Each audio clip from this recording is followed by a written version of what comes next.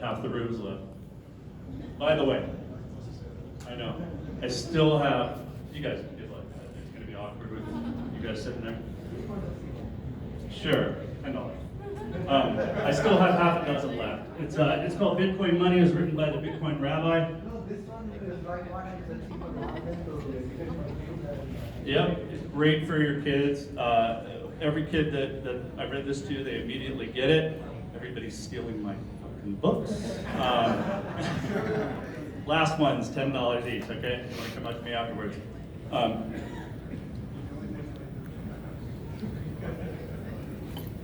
Okay, so, I always told Michael I wanted to do a presentation. I thought this was gonna be a little more formal, but I asked him, well, what topic do I do? He said, dude, I don't care, do the history of forks.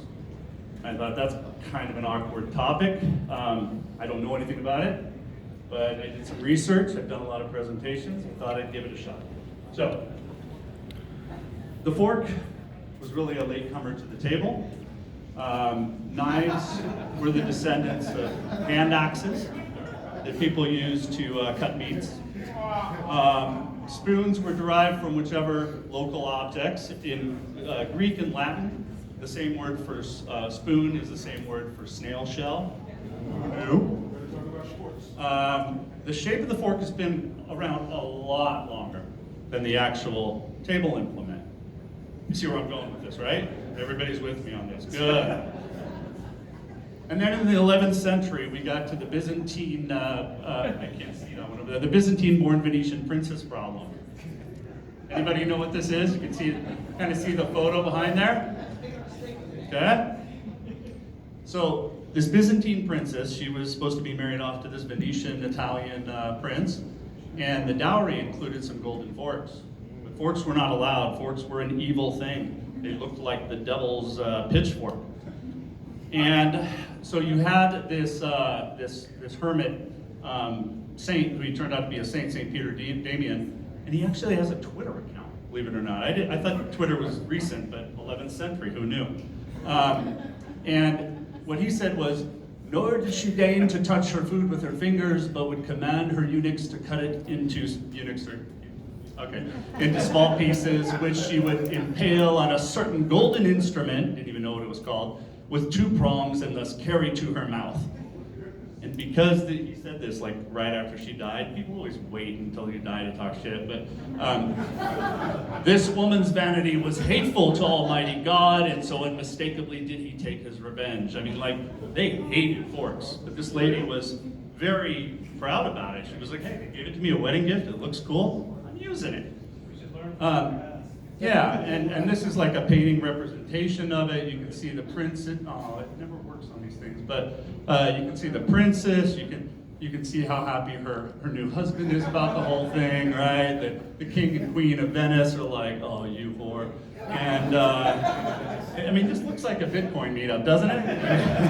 It's like it's like got their own thing going on. Does anybody know who claimed to paint this painting? They're not sure who, but anybody got an idea on who claimed to paint it? Yeah, you got it. That's the guy. He said I painted it, and deal with it. So the actual last block before the fork, God, I can't see this, I'm sorry. So Montage in his writing in the 1570s, he had a passage about the force of habit. He mentions forks, but he says he rarely uses them, and they're really associated with sinister behavior. You could not use a fork in public, right? In an essay, Feeding Desire on the Sexual Politics of Cutlery, this is what I had the problem I have with academics. Some academic went all the way to write an essay on the sexual politics of cutlery. Carolyn Young notes that in 1605, an anonymous allegorical novel about the courtiers of Henry III portrayed a mysterious island peopled by hermaphrodites, you know that one, okay, whose behavior is characterized by theatricality, artifice, and falsehood. Sure enough, the hermaphrodites eat with forks, spilling more food than they manage to consume in the pursuit of the new and the unnecessary. Young traces the unsettlingly effeminate aura of the fork all the way through 1897, when British sailors are still eating without forks, considering them to be unmanly. people didn't use forks. Only in the last 130 years, people actually use. Was this before you to talk about? When I said forks, This is. I meant like. This is embarrassing. I find this so educational. This is totally embarrassing. Okay. Well, I knew what you were going to ask, right? So I said, well, they're going to ask me. They're going to say, Ed, what are some of your favorite forks? Right? And so I've got some. This is one of my favorite ones. You know this one, of course, right? Yep, this is light fork. Anybody know this one? This, of course, is Fork SV. I didn't even bother like formatting it. This one? Yep. That, of course, is Forkurium. Right. This one, anybody? Anybody? Come on. Scott, all right? Scott left. No, that's Forkero. Right? You got the security. Sorry. This one's just very fork, right? This one, anybody? Anybody? Come on, this one's the easiest. Come on. That's just called Ripple. Anyway, so what's the point, right? What's the point of this? If you haven't picked up on it, I knew what I was talking about, but the point is that this isn't the first time. This isn't the first time that there's been this adoption. So, could you guys keep it down back there? It really echoes up. Thanks. You didn't care. Throughout the history, there's always been long adoption cycles. And if the fork took hundreds, if not thousands of years for this simple tool implement, it was because basically the church said, this is an evil device. We're really asking for a lot for this to happen in 11 years. So all through history, you've got these things that people weren't allowed to use. 2019, state of the art, up to the date, where are we?